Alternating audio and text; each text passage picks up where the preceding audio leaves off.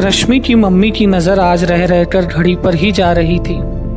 8 बज चुके थे पर रश्मि अभी तक ऑफिस से नहीं लौटी थी। वो परेशान होकर घर के आंगन में इधर उधर टहल रही थी। अपनी पत्नी को यूं परेशान देखकर रश्मि के पापा बोले, अरे क्यों इतना परेशान हो रही हो? कहीं ट्रैफिक में फंस गई होगी, आ जाएगी। कैसे ना परेशान हो जी, रोज तो 7:30 बजे तक आ जाती है। आप उसे फोन करके देखिए ना, रश्मि की मम्मी बोली। रश्मि के पापा ने उसे फोन मिलाया। पूरी बेल जाने के बाद भी फोन नहीं उठा। उन्होंने फिर से ट्राई किया पर इस बार भी कोई जवाब नहीं मिला। वो फोन रखकर बोले, अरे ऑफिस की किसी जरूरी मीटिंग में होगी, कैसे फोन उठाएगी? मत परेशान हो। आपको तो कोई चिंता रहती ही नहीं है। आप न्यूज़पेपर और चैनलों पे खबरें नहीं पढ़ते? जमाना कितना खराब चल रहा है, कहीं कुछ हो गया तो आप जाकर देखिए ना।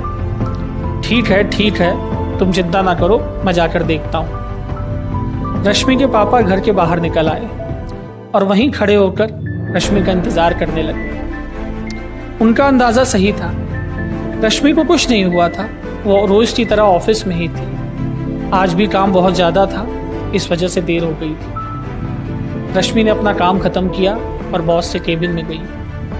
सर, ये प्रोजेक्ट तो कंप्लीट हो गया, मैं अब निकलती हूँ। ठीक है, आप निकल जाइए, कल नेक्स्ट प्रोजेक्ट स्टार्ट कर दीजिएगा, रश्मि के बॉस बोले। रश्मि अभी केबिन से बाहर निकली ही थी कि उसे एक आवाज़ सुनाई पड़ी। इन लड़कियों का अच्छा है, देर हो जाने का बहाना करो और जब चाहे तब ऑफिस से निकल जाओ। रश्मि को यह ताना रह रहकर किसी तीर की तरह चुभ रहा था। वो ऑफिस से बाहर निकल तो आई थी पर अभी भी उसे वही आवाज़ सुनाई दे रही थी। देर हो जाने की वजह से कोई ऑटो नहीं मिल रहा था, इसलिए वो पैदल ही आगे बढ़ने लगी। और कुछ दूर चलते ही उसे वो घूरती हुई नजरें दिखाई पड़ी।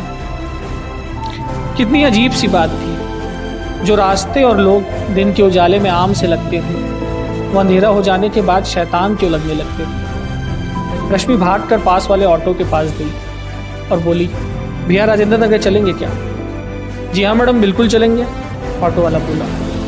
रश्मि ने जल्दी से नंबर प्लेट की फ़ोटो खींची और पापा के नंबर पर व्हाट्सएप कर दी। वो ऑटो में बैठी और गूगल मैप पे अपने घर की लोकेशन डाल दी। साइड स्क्रीन में गूगल मैप ऑन देखकर ऑटो वाले भैया बोले, अरे मैडम 10 साल से ऑटो चला रहे हैं, शहर का चप्पा चप्पा जानते हैं, आप जहाँ कहेंगी वहाँ छोड़ देंगे। उन्हें क्या पता था, गूगल मैप रास्तों की नहीं बल्कि ज़माने की नीयत की जाँच करने के लिए ऑन किया गया था। रश्मि जब घर पहुँची तो उसके पापा बाहर खड़े होकर शर्मा जी से बात कर रहे थे। अरे बेटा, आज बड़ी देर हो गई, तुम्हारी मम्मी बहुत परेशान हो रही। जी पापा, आज काम कुछ ज़्यादा था। ठीक है, तुम जाओ अंदर, हाथ में धो के आराम करो, रश्मि के पापा बोले।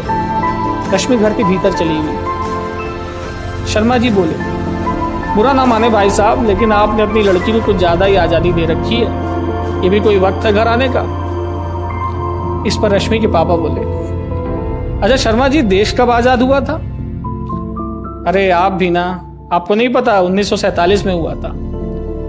पर मेरी बेटी तो 1996 में जन्मी है और देश तब तक आज़ाद हो चुका था। हम और आप होते कौन है उसे आज़ादी देने वाले? वो आज़ादी अपने साथ ही लेके आई थी। ये तो सिर्फ हमारी गुलाम मानसिकता है जिसकी वजह से हम सोचते हैं कि हम अपने घर की बेटी औरतों को आज़ादी दे सकते हैं। वो हमेशा से ही आज़ाद रही हैं और आज़ाद रहेंगी।